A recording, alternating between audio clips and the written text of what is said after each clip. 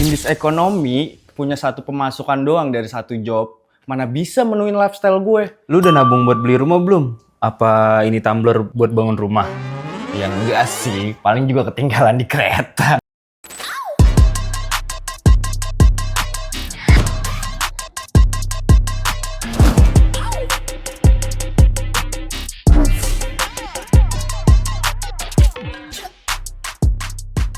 Selera gue tinggi banget, boy. Kalau nggak double job, gimana mau nyampe gue?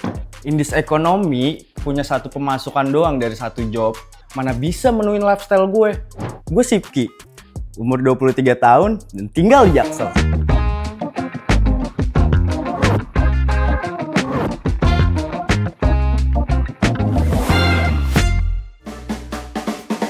Lifestyle teman-teman gue ya selayak anak Jaksel aja, dari bawah sampai atas kudu branded.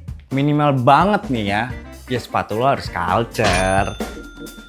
Lo tau nggak, gue tuh harus ngambil banyak job.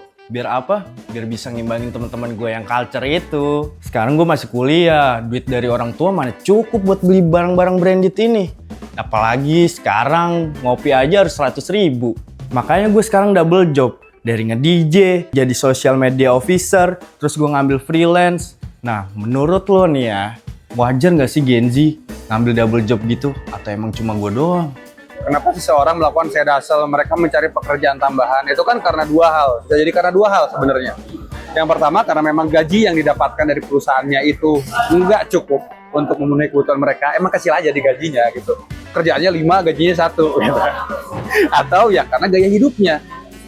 Gaya hidupnya misalkan dia sebenarnya can afford-nya ya gaya hidup yang minimalis, tapi kemudian dia pakai barang-barang branded dan sebagainya. Nah, jadi kita juga harus lihat di sini. Kalau yang pertama karena perusahaannya nggak bisa menggaji mereka dengan layak, wajar sih mereka mencari tempat yang bisa memberikan mereka tambahan. Kan, denger nggak kata dia? Lagian ya, zaman sekarang tuh barang pada mahal. Ya mau nggak mau kita harus cari cuan terus, ya nggak mas? Karena realitanya sekarang barang-barang makin mahal gitu ya, apa-apa juga butuh uang gitu, sehingga ya wajar mereka melakukan hal ini gitu. Tapi kalau kemudian alasannya karena gaya hidup, nah ini yang berbahaya gitu, karena dikejar sampai kapanpun ini nggak akan nutup-nutup. Ketika kita ganti HP pasti ada HP yang terbaru. Ketika kita pakai misalkan baju yang lebih branded, ada yang lebih branded lagi. Tuh, bukan berarti gue boros, namanya juga. Nah ini temen gue, Ray namanya.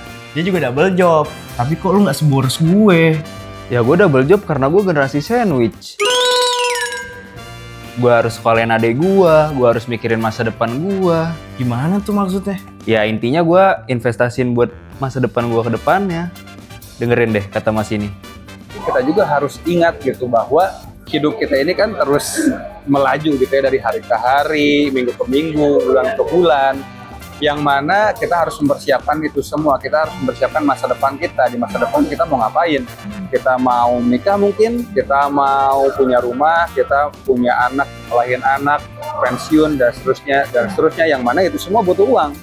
Kalau kemudian uangnya nggak ada, uangnya dihabiskan di masa muda, ya artinya kita kemungkinan besar akan sulit untuk menggapai itu semua. Apakah mungkin tanpa menabung? Mungkin aja. Kalau dapat warisan.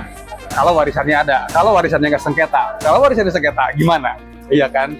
Sehingga kita harus persiapkan untuk mencapai semua tujuan-tujuan keuangan kita. Lu udah nabung buat beli rumah belum? Apa ini tumbler buat bangun rumah? Ya enggak sih, paling juga ketinggalan di kereta. Gue nanya serius nih. Ya belum sih, yang penting kan keren dulu. Menurut gue nih, mumpung lo masih muda, lu preparein soal keuangan. Terus gimana caranya? Yang pertama sih kalau dari saya punya prinsip ya. Punya prinsip terlebih dahulu. Prinsip dan tujuan lah gitu ya. Prinsip itu apa? Artinya kita nggak gampang tergoda sama apa yang orang lain pakai. Kita tidak tergoda dengan apa yang orang lain lakukan. Itu dulu, kita punya prinsip, tahu bahwa kita tuh seperti ini dan kita punya tujuan ke depannya mau ngapain. Entah itu mungkin ada yang mau menikah, ada yang mau sekolah lagi mungkin, ada yang mau beli rumah, ada yang mau mempersiapkan pensiunnya, dan lain sebagainya. Yang kedua adalah kita juga harus bisa memiliki kondisi keuangan yang baik dengan cara mencatat setiap pemasukan kita dan juga pengeluaran kita. Jangan sampai kemudian kita kerja, side hustle gitu ya, terus kemudian ternyata uangnya hilang entah kemana. Terus kemudian yang selanjutnya adalah potong di awal untuk dialokasikan ke dalam produk keuangan. Baru sisanya digunakan untuk konsumsi. Itu dulu ya. Jangan menunggu di akhir gitu. Jangan kemudian, oh ya udah nanti aja lah tanggal 30 saya pindahin ke beli emas, beli saham, nggak akan kejadian gitu Habis ya. biasanya. Habis gitu ya. Bahkan sebelum tanggal 30. Terus kemudian ya jangan ditunda-tunda, mulai dari sekarang. Karena kebanyakan orang yang saya temui adalah mereka yang menyesal ketika 1 tahun, 2 tahun lagi mau pensiun. Kenapa saya tidak memulai ini ketika bekerja dan mendapatkan uang? Iya juga ya, kenapa gue gak kepikiran? Nih gue jual aja nih, sepatu gue 1,5, lo mau gak? Gak jelas lu. Ini Rey, gak jelas nih.